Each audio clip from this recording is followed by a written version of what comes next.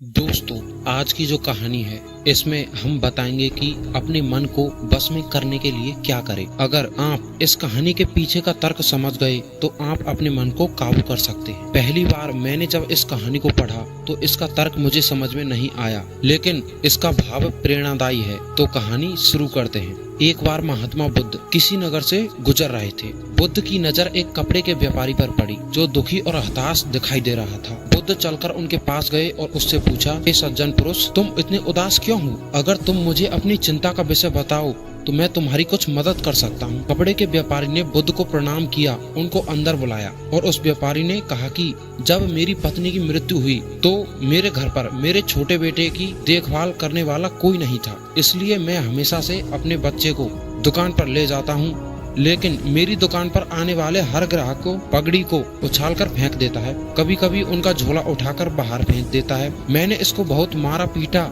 समझाया, डांटा, लेकिन यह नहीं समझा।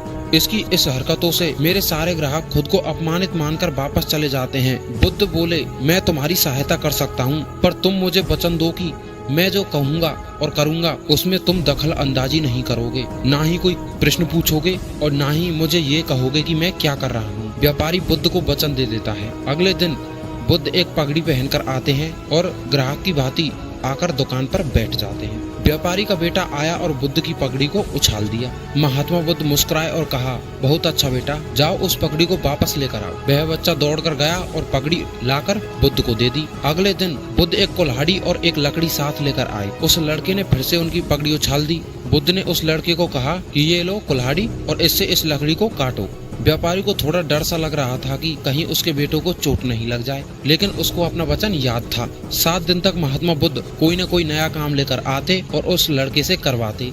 शीघ्र ही वह लड़का भूल गया कि उसको किसी की पगड़ी उछालनी है। व्यापारी बहुत खुश हुआ और बुद्ध को धन्यवाद दिया।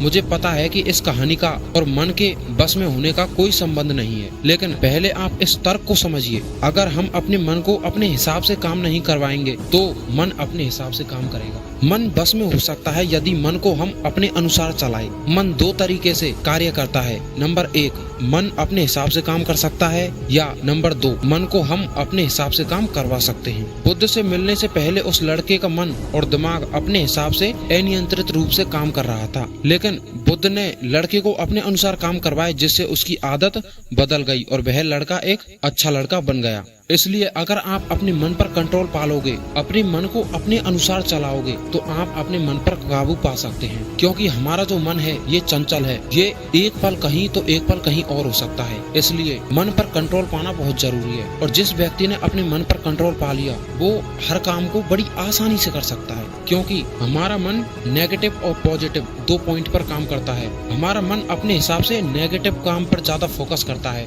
जबकि अगर हम अपने मन को काबू करें तो हम उसे पॉजिटिव तरीके से ला सकते हैं और अपने मन को काबू कर सकते हैं। इसलिए अपने मन पर काबू पाने के लिए पहले स्वयं को स्थिर बनाएं और अपने दिमाग को अपने अनुसार कार्य कराएं, जिससे आपका मन भी कंट्रोल हो जाएगा। आज की ये कहानी आपको कैसी लगी कमेंट में जरूर बताइए, और अगर आपको वीडियो अच्छा लगा हो तो चैनल को सब्सक्राइब करके ही जाए।